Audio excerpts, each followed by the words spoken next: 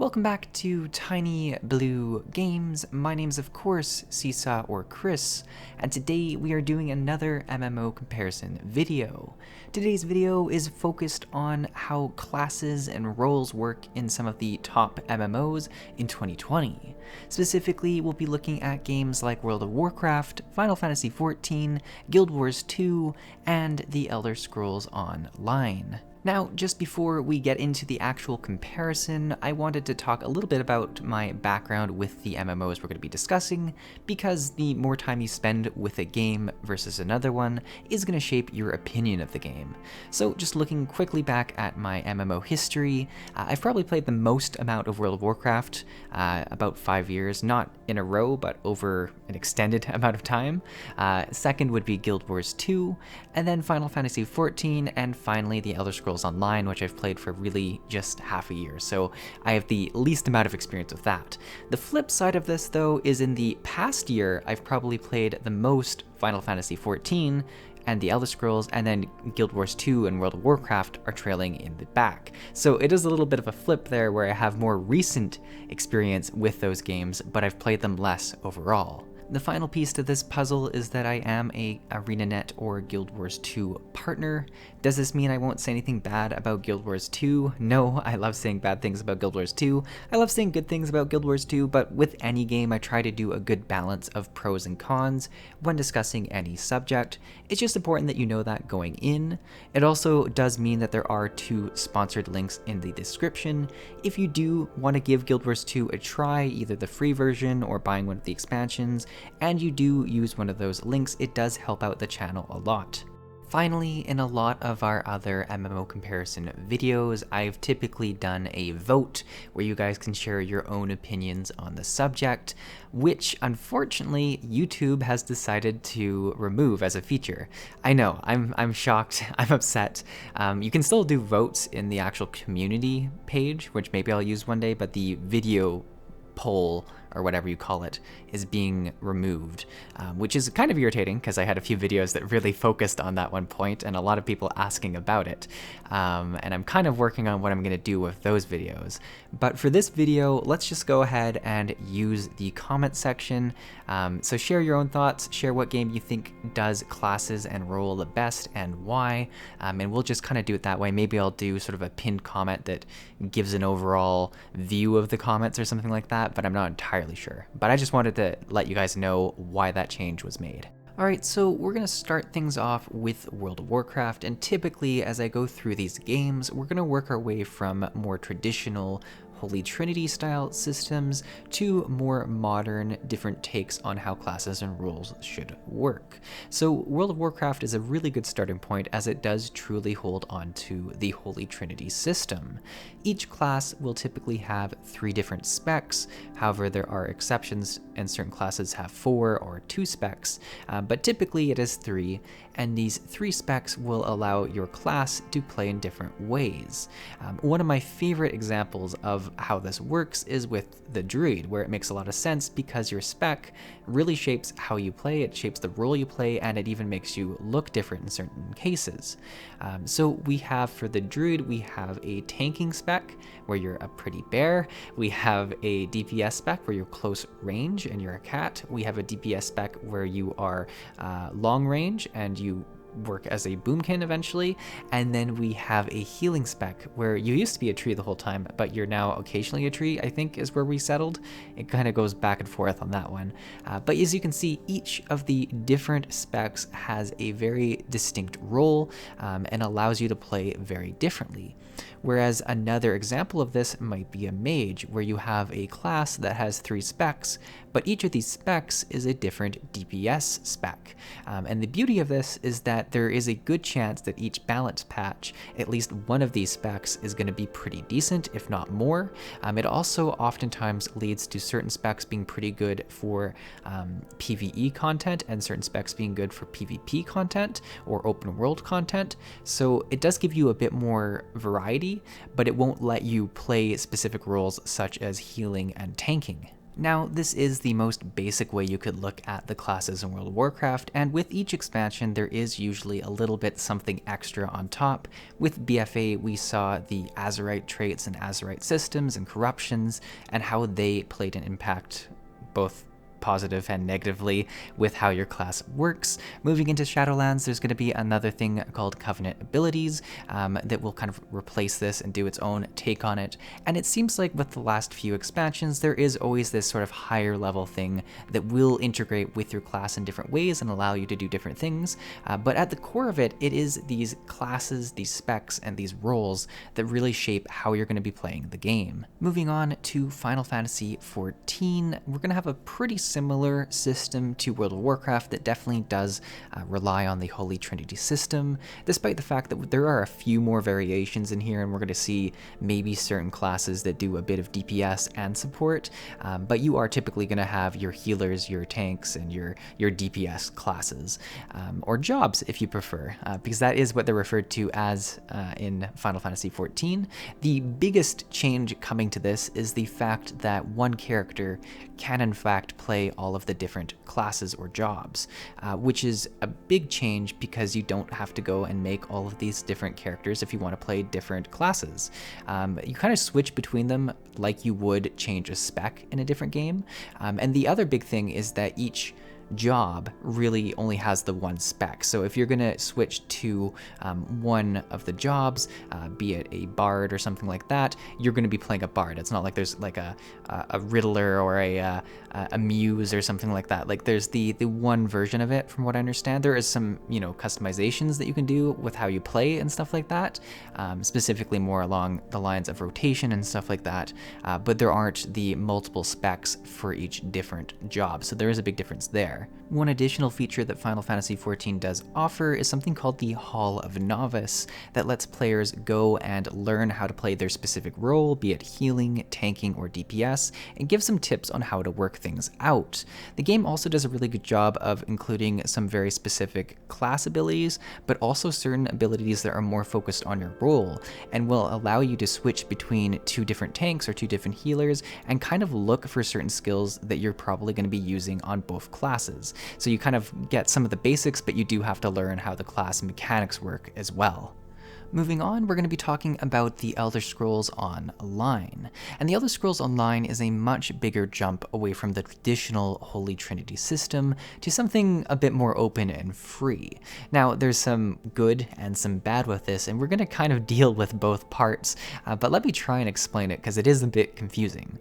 First and foremost, when you do queue up for dungeons, let's just pick as an example, you do still queue up as either a tank, a healer, or a DPS.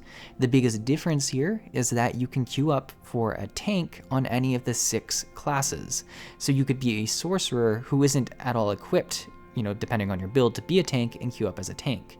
Now, the other side of this is that you could definitely build a sorcerer who is well equipped to be a tank. So there is a lot of freedom there, but it puts a lot of choice on the player. And some people are going to abuse this and just run through things not doing the role they signed up for. And I'm not going to talk too much about that because it's more of a game design issue than anything else. But we're going to look at the positive side of this, is that there are a ton of different combinations you can make because you have your choice of 6 different classes, which you can't change once you start. From there, you have 3 different specs or skill lines for each of the classes. Some of them are more catered to healing, tanking, or DPS. And then on top of that, you have 7 different weapon skill lines, be it using a bow and arrow or 2 one-handed weapons or a 2-handed weapon. You're going to have different skills that are available. Now, the key thing here is that any of the classes can use any of the weapons, which allows you to use specific skill weapons, or weapon skills rather, on different classes. So that's how you kind of get mages or sorcerers that can tank, as well as tanks or Templars that can do magic damage from range. So there is a big mix there that you can do. On top of all of this, you also have NPC guilds that will allow you to have different skills added as well. And these skills can be quite different. You'll maybe unlock the Undaunted guild and get the ability to have a long range taunt. Maybe you have a AoE orb of death that you fire out of you. There's a lot of unique things you can get. So if you were someone who had unlocked all of the weapon skill lines, all of the NPC guilds, and had all of your class's specific skill lines unlocked, you'd have a tremendous amount of skills available to you. The real issue is that you only have a very small amount of skill bars to use.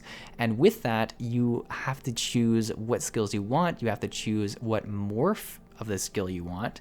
So a lot of skills in the game will upgrade and then sort of split into two versions of the skill. Some of them will be better for certain situations. Some of them will be better for other situations. It's a lot for a new player to try and take in. Now, you're probably already thinking this, and you're definitely right. In any game where there is this much freedom, this much customization, there's one big downfall, and it's a 4-letter word called meta. There's going to be certain specs, certain skills that work better together and that are going to be the optimal pick if you want to be a DPS or a tank or a healer on a specific class. And this is definitely what we fall into, specifically at the high end of the game. Now, the beauty of this is if you are someone who's just interested in more casual aspects, exploration, questing, you do have the freedom to play such unique classes. But once you get to the higher level, it's going to be more focused on finding the right buffs for your group, finding the right protection, the right healing, the right DPS for your group. And it's all about being the most optimal you can be. Finally, we're going to talk about Guild Wars 2. And now Guild Wars 2, when it launched, the game really strived to be as different from the traditional Holy Trinity as you could be. And that's true for a lot of this, because as we see, they are the furthest away from this, being the 4th game that we're talking about.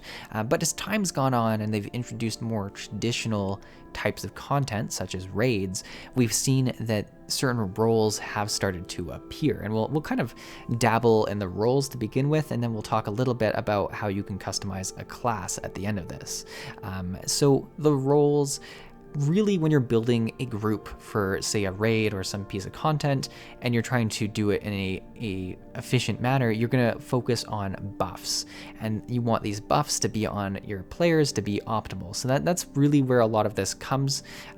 For certain raids, you do still want someone who is taking aggro or tanking the boss. Aggro itself works very different in this game, and even works very different amongst certain encounters, which is kind of confusing for new players. Certain bosses will aggro to you if you have the highest toughness, which is a stat in the group, which does make you tankier and kind of makes sense that way. Certain bosses will be aggroed if you're carrying or pick up or touch a specific item, and they'll just kind of be linked to you until you die or until someone else touches it or the fight's over.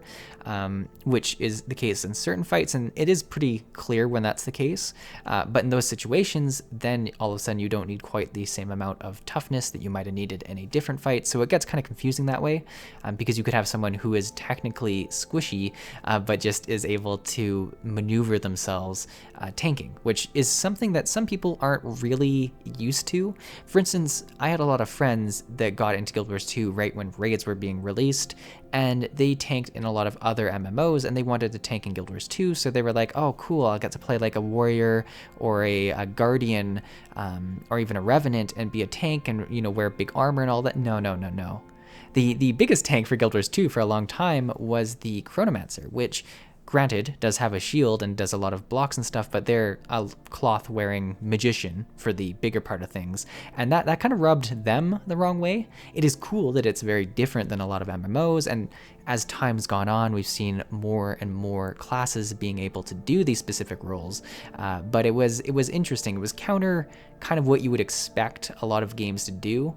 For instance, if you were to start a game like Guild Wars 2 and you were to see a class that was named the Guardian, you would kind of think, okay, so I'm not going to choose this to be a DPS doer. I'm going to choose this to protect my friends and probably tank because they're wearing plate armor and stuff. So it's a bit of a learning curve, but it is nice because it allows you to do a lot of different things on different classes. And then there's your healers, which typically, once again, are there to give buffs, but they're also to give heals in times of great damage.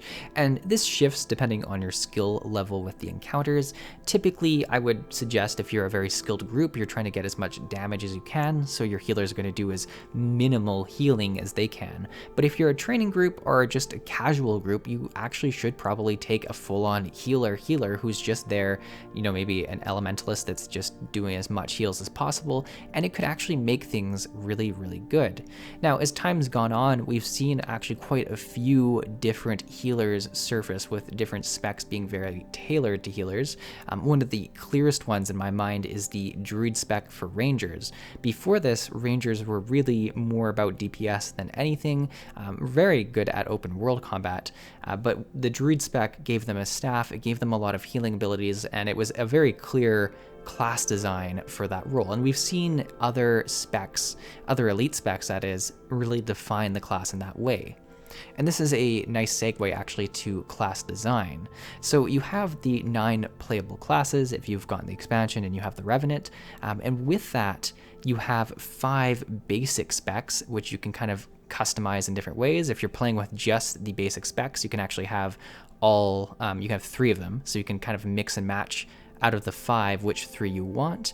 And then with the 2 expansions, we've gotten 1 elite spec for each class. So each class now has a total of 7 specs, 2 of them being elite specs. And the elite specs are typically what will shape your role.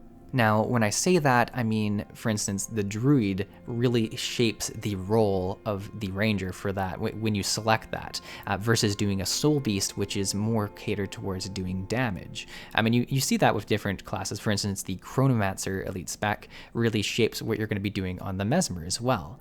The big thing here is that you can only have one of the elite specs at a time because they are so defining. So it wouldn't make sense to have a druid that's also a soul beast, because first off, you'd be very powerful.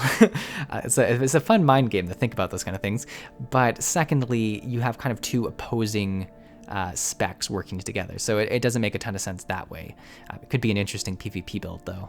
I don't know. Maybe I'm going to think about this tonight. But that's kind of how specs work, and it is really how roles work in the game. And it's a little bit confusing for new players for sure, because it is up to how the group wants to kind of design their group, where certain ones will really focus on having a tank, a healer, and DPS, and other groups might feel comfortable enough with the content that they can really say, hey, just bring your own heals or whatever. Specifically, if you're looking at fractals and stuff like that, where it's the 5-player content, and there isn't really any kind of tank aggro mechanic. It's just whoever rolls in there and has the focus of the people.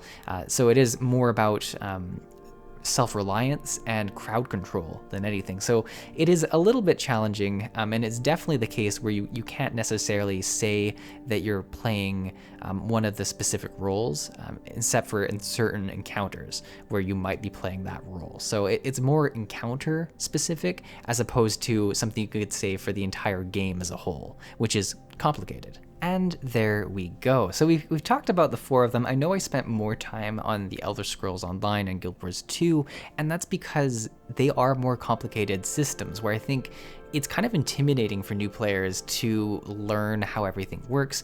And specifically with those games, I've had to rely on different websites where I go there and I'm like, okay, how do I even make sense of what I'm supposed to be doing sometimes? Whereas, if you play World of Warcraft and Final Fantasy XIV, yes, there's going to be websites that tell you your optimal rotation and talents or whatever. But if you try and build a warrior as a tank and you select protection spec, you're, for a lot of reasons, probably going to do pretty good as a beginner. So it's a very complicated situation where I think there are more little specific things you need to pay attention to, specifically in terms of knowing what kind of buffs you're looking for, and how you provide that buff and stuff like that. But I could go back and forth trying to tell you which one I prefer or not. And The truth is, I enjoy that each of these games takes such a different approach. I think it's great for the MMO community that we have the ability to choose between these very distinct approaches to how classes and roles work. And that really brings me to the final part of this video, where I want to ask you guys, which system do you like the best? Is it one of these four? Is it a completely different game that I didn't mention? Rift comes to mind, a very unique, specific way of dealing with classes. But yeah, I'd love to hear your comments in the comment section below. If you did enjoy this video, toss it a like. If you are interested in more videos like this, consider subscribing. Obviously, I didn't talk about all of the specific classes each game offers in this video. That is something I'd like to do in a future video, but I think it would probably need to be one video per game because some of these games have so many classes, and it would just be such a huge video if I did all of them. But yeah, thanks for watching, guys. Hopefully you enjoyed it. I will see you in the next one.